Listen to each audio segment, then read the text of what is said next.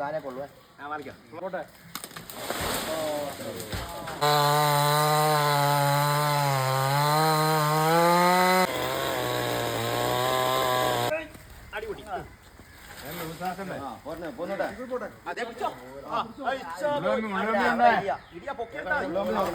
നോക്കണേ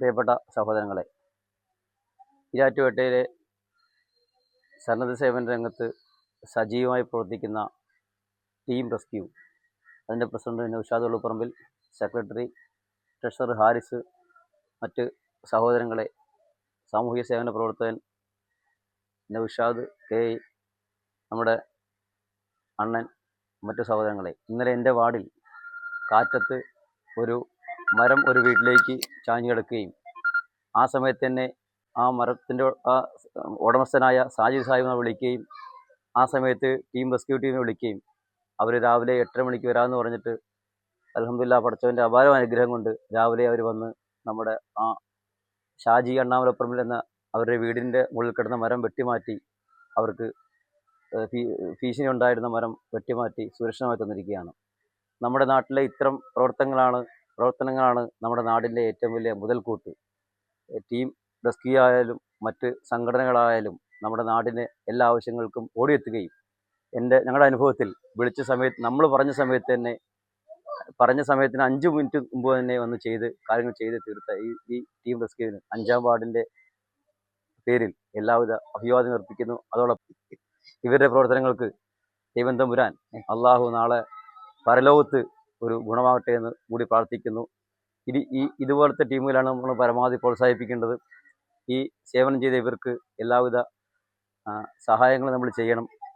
നമ്മൾ ശരിക്കും പറയുകയാണെങ്കിൽ ഇതിൻ്റെ പാവക്കായ ആൾക്കാരാണ്. അതുകൊണ്ട് വീണ്ടും ഒരു പ്രാർത്ഥന ഉൾപ്പെടുത്തുന്നു. ഈ സഹോദരങ്ങൾ കൂടുതലും നമ്മുടെ അടുത്ത സഹോദരങ്ങളാണ്. പ്രത്യേകിച്ച് 5-ാം ഡിവിഷനിലുള്ള സഹോദരങ്ങളാണ് കൂടുതലുള്ളത്. ഡിവിഷൻ പറഞ്ഞതല്ല, ഇവരുടെ എല്ലാവിധ പ്രവർത്തനങ്ങളിലും നിശ്ചയമായ നന്ദി അറിയിക്കുന്നു. ടീം റെസ്ക്യൂ ഫോഴ്സിൻ്റെ സന്നദ്ധരായ പ്രവർത്തകരെ, ഇപ്പോൾ ഇവിടെ ഷാജി നമ്മുടെ കൗൺസിലർ സൂചിപ്പിച്ച പോലെ തന്നെ നമ്മുടെ നാട് എന്ന് പറയുന്നത്, നാട്ടുകാർ എന്ന് പറയുന്നത് കേരളത്തിൽ എവിടെ ചെന്നാലും നമുക്ക് അഭിമാനമാണ്. ആ അഭിമാനം നമുക്ക് ഉണ്ടാക്കി തരുന്നത് ഈരാറ്റുപേട്ടയിലെ ഇത്തരം സന്നദ്ധ സംഘടനകളുടെ ആത്മാർത്ഥമായ പ്രവർത്തനമാണ്.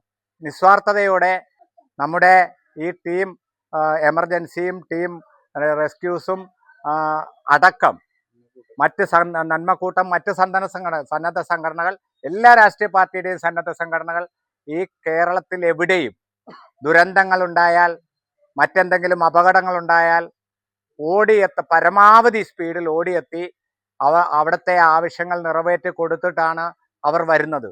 അവർ പൈസ വാങ്ങിക്കുകയോ മറ്റ് ഭക്ഷണം പോലും അവർക്ക് എത്തിക്കേണ്ടതില്ല.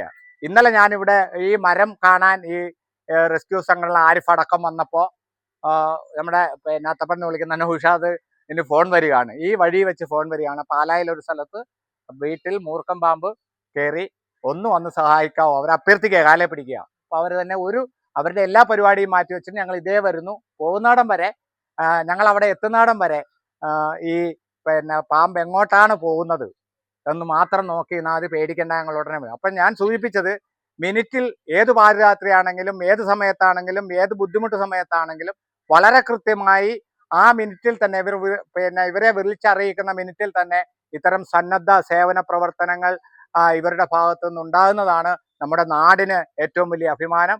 ഈ നാടിൻ്റെ അഭിമാനത്തിൽ ഞങ്ങളെല്ലാം ഇവർക്ക് വേണ്ടി പങ്കാളികളാവുന്നു. നാളെയും ഷാജി ഇവിടെ സൂചിപ്പിച്ച പോലെ തന്നെ ഇത്തരം സാമൂഹ്യ സന്നദ്ധ പ്രവർത്തനങ്ങൾ ഏറ്റെടുക്കുന്നതിന് വേണ്ടി എല്ലാവിധ ആരോഗ്യവും ആയുസ്സും അവർക്കുണ്ടാവട്ടെ എന്ന് മാത്രം ആശംസിക്കുന്നു. അഭിവാദ്യങ്ങൾ.